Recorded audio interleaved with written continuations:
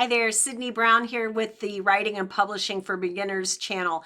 Have you ever picked up a book and started to read it and you're like, where in the world did this writer get their facts? Because whatever it is they're writing is just total crap. They must have just like pulled it out of the air, and there's nothing about it that could be cited or proven. That's something in the industry where we now can have writers and authors publishing works without any credentials. You do need, as a reader, to be more careful about what you need to buy and what you can trust and believe.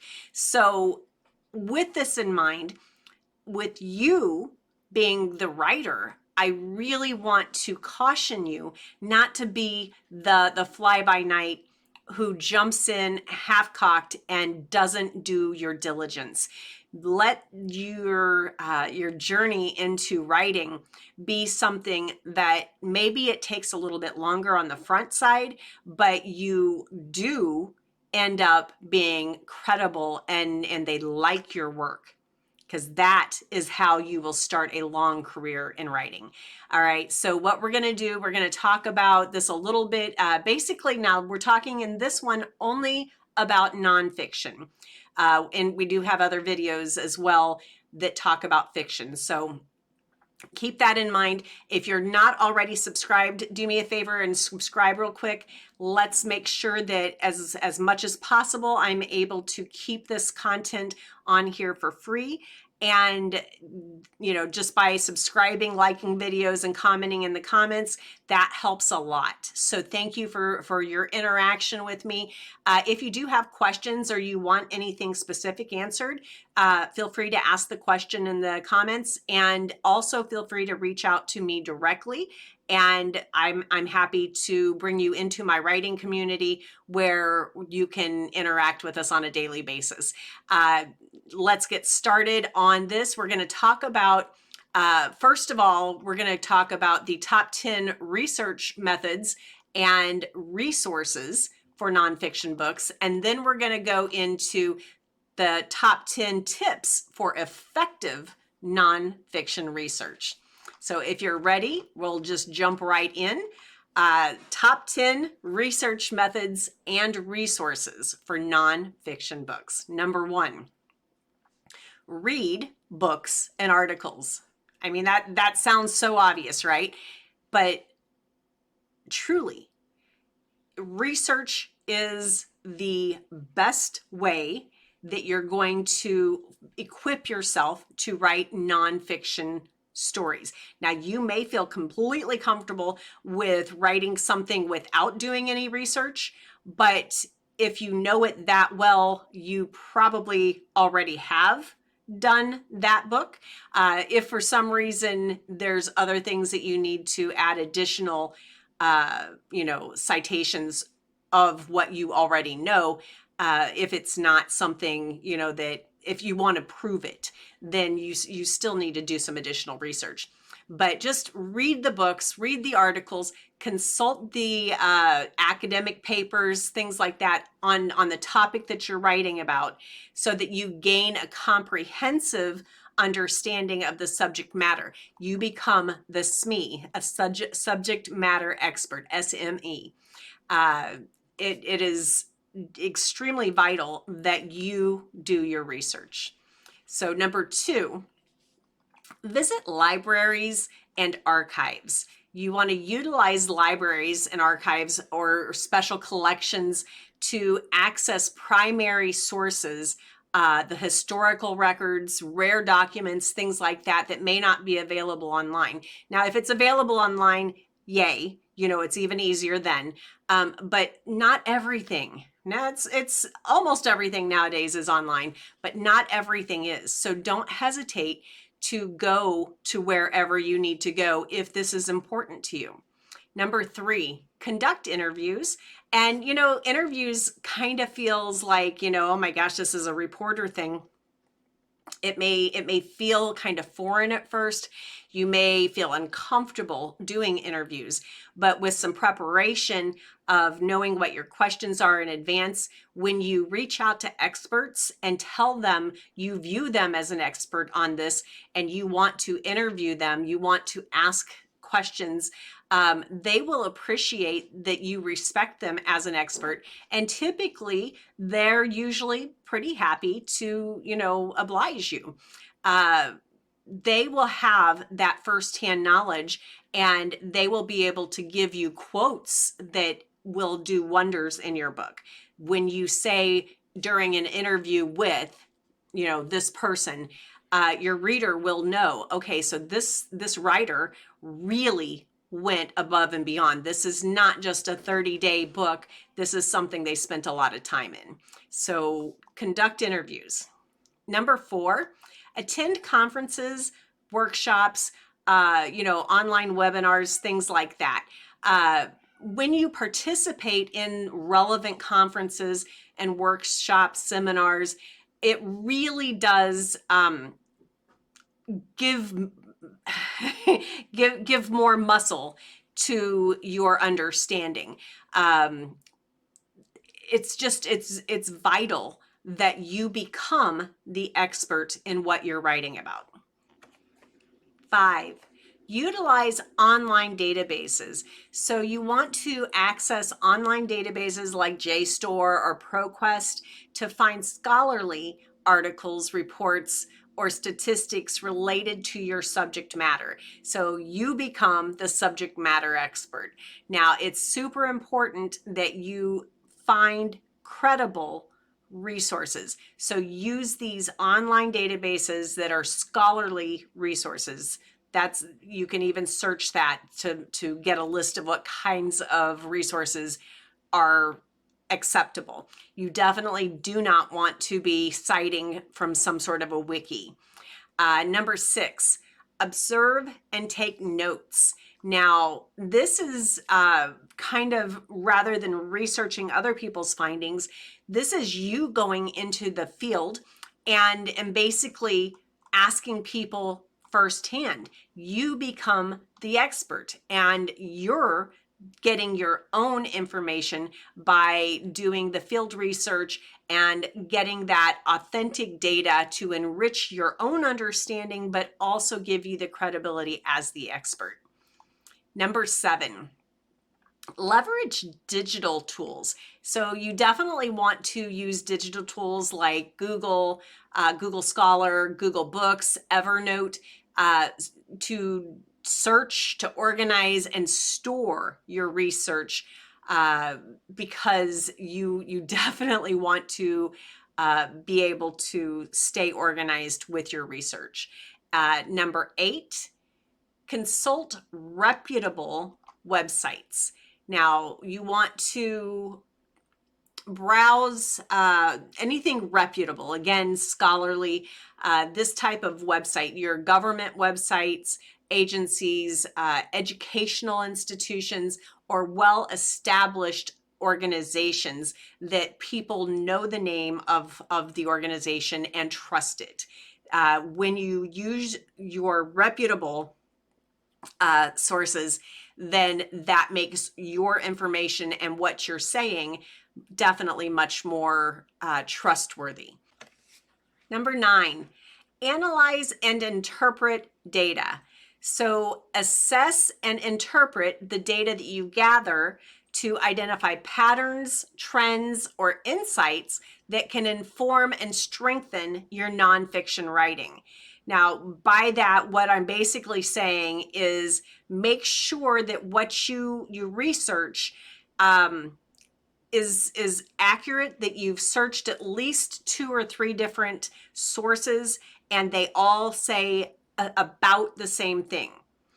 Assuming you get all of that, you want to just find anything that doesn't fit, that doesn't seem as reliable, and maybe toss that out. Sometimes what you might do is say, some say this, but this is considered common knowledge or agreed upon. So if you want to include something that other people don't necessarily agree, let your reader know that not all of the sources that you researched believe or agree in the same thing.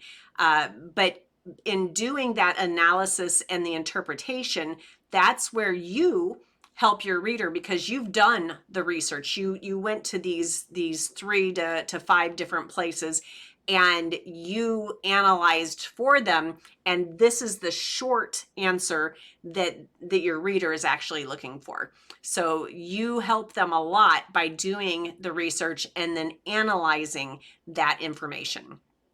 Number 10, fact check and verify. This is so important. And this is, again, kind of what I was just saying. You want to cross-reference your findings with multiple sources. Make sure that it's accurate. You may not always be able to prove something is 100% accurate, but you can say most agree or something like that as you write it. Then I would always recommend citing at least one of those sources that you used to pull that specific information. Guys, researching your books is so important. It is the number one thing that will set you apart from a lot of the others. Whether you have a research team and you do the analysis yourself, or if you have, the whole team writing and compiling and you are the one source, if your name is on that book, you need to make sure that that information is accurate to the best of your you've done your diligence, and that you truly believe that what you're putting your name on is accurate. These are the top 10 research methods and resources for nonfiction books. Now let's move on. All right, Sydney Brown back again. So as you know, researching is so important when it comes to nonfiction. You need to be able to cite properly the resources where you got your information. You need to be able to give credit where credit is due, because not only is it ethically right, it is legally required. So make sure that you do citations so that you are not guilty of plagiarism. Now, right now we're going to move into the top 10 tips for effective nonfiction research. Number 1, define your research objectives. Now, by that I mean, don't just jump in and start, kind of going from this site to this site to that site and kind of just, reading. That could be fun sometimes, but if you're doing this for a book, your time is your money, and you need to make the most efficient use of your time. So define your objectives, establish clear research goals and questions that you need to get answered so that you can write your book. So as you do that, number 2, create a research plan.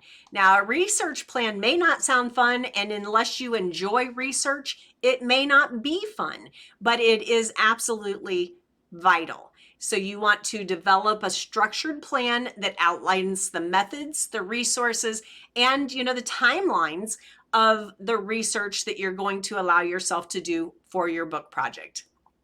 Number 3, organize your materials. Now, this may not seem like it's really that big of a deal, because you're just sitting here on the internet and you're just going from site to site to site. But even if it's only, creating a new folder on your browser and putting all the bookmarks within that specific folder, you need a way to stay organized in there. Use tools like Evernote, Zotero, OneNote to store, categorize, and to notate your research. Keep everything as organized as you can, because there's going to come a time when you'll be like, oh my gosh, I need to say, and then you can't find again the thing that you wanted to put in there. And because of that, you're either going to have to put it in there and not cite it, which is not a good idea, or you're going to have to throw it out entirely, or you might search it and find it again. But a lot of the times I've found that I never find that one thing again. And it's just so frustrating when you had the perfect quote or the perfect statistic and you can't find it again. Don't fall into that. Make sure that you have your stuff organized and a great system of tracking. I often do an Excel sheet or a Google sheet, and I'll put, the URL, the topic, the URL, and then just a 2 or 3 sentence. And then if there's a specific statistic, then I will put that statistic in a cell as well. And then that way I know, and then I'll also have obviously a cell for the URL that I can immediately go back to and resource it again. There's so many easy ways to stay organized. It's just inexcusable not to be organized. Number 4, evaluate your sources. So you want to assess the credibility, the accuracy, the relevance of your sources by considering the factors like, is the author of this, are they an expert, or are they someone who just, pulled it from their hip and just shot it into the internet? You don't know. You have to do your diligence and research them. Figure out if they are an expert. If they're not an expert, then you have to put that away. Find another one that is an expert. It's just the internet. I mean, that's almost enough said. There's so much made up stuff out there. Do your diligence, evaluate your sources, and just kind of, see, is it recent? If it's not in the last 3 to 5 years, if it's from 20 years ago, it may have been accurate then, but is it accurate today? Things like that. Just make sure you do your diligence with evaluating the sources. Number 5. Maintain a research log. And this is kind of what I was talking about a second ago. Keep a log of all of the things that you've searched, where you found them, the URL, what it told you in your own words so that you understand it. And then if there's any specific quote that you want in there, things like that. A research log, amazing. It will save your life and your sanity. Number 6. Be open-minded. And by this, when you approach research, you're supposed to be going in there as almost a clean slate. You may have an opinion. You probably have an opinion, to be honest, but you're open-minded enough because you're there. You're looking for facts. And sometimes what people say is a fact isn't. And it's just super important that as you do this, you're open-minded enough to know that when you read this, you're like, really? And then you look, a little bit more, keep reading, and you might, say, huh, and then find another site and another site. And then if everybody is saying, this, and you thought something else, be open-minded enough to accept that. I wonder if I just made my decision or my opinion on something else, and wow, I didn't realize I was so far off. But even if you're not convinced that what everybody else is saying is right and you were wrong, give it the benefit of the doubt and write that into your book. Say, I always believed this, but in all the research that I did, it seems like a lot of people believe the opposite. So you decide for yourself, reader, just know that it's a mixed opinion on this. When you tell the reader you believe something other than a lot of other people, then they appreciate your honesty and they respect the fact that you aren't giving just your opinion, but you're also not laying down your opinion just because of the research. Now, the reader will then prompt, to probably go do their own research, and that's great. That's great. That's what you've done your job well then. Number 7, acknowledge and address biases. And this is, you know, recognize any potential biases that you have in your research material, your personal perspectives. Now, this is again kind of like what I was just talking about. If you, you know, I'm gonna throw out the shots. You know, if you are a you don't believe in getting immunizations, or if you do, you know, this is one of those things, just like politics and religion. People really get passionate about their opinion. And it's important that you have an opinion in whatever matters to you, and your opinion is valid. Absolutely. You're not right. You're not wrong. Well, I guess you're right no matter what, because it's an opinion. That doesn't mean it's a fact, but it means you absolutely are entitled to your own opinion.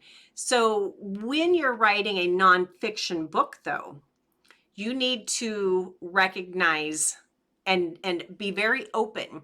You know, this is my opinion. This is what everybody who are subject matter experts believe. I believe this.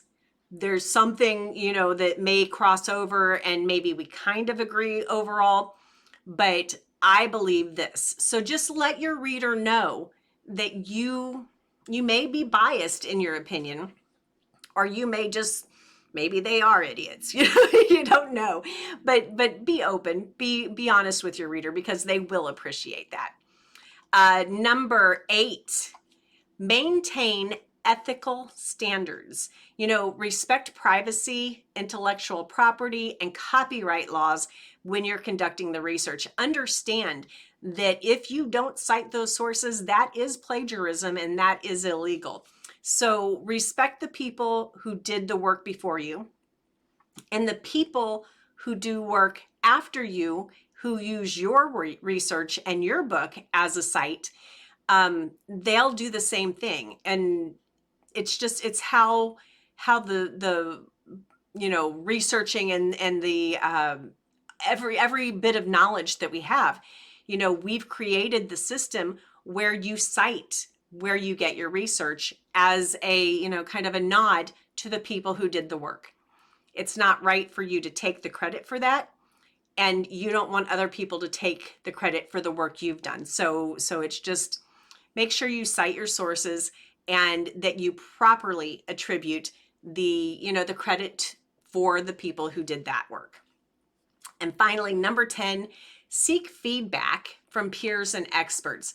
Now, share your research findings with peers and experts. Now, when I say experts, I mean experts.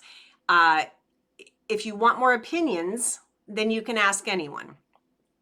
If you're in a nonfiction book, you need to be asking experts. If you don't have experts, then don't ask, you know, because you don't want someone's opinion muddying what you've put your hard work into. All right, guys, there you have it. First, we did an overview of, you know, research methods. And now we're talking about tips for effectively researching your nonfiction books. You know, by conducting thorough and accurate research, you'll ensure that your work is credible, informative, and engaging for your readers. You know, as always, I appreciate you following. Make sure you've subscribed. And if you have any questions at all, please feel free to ask questions in the comments. I do jump into the comments on a regular basis and interact. And you may also find me on social media at any time. I can't wait to get to know you.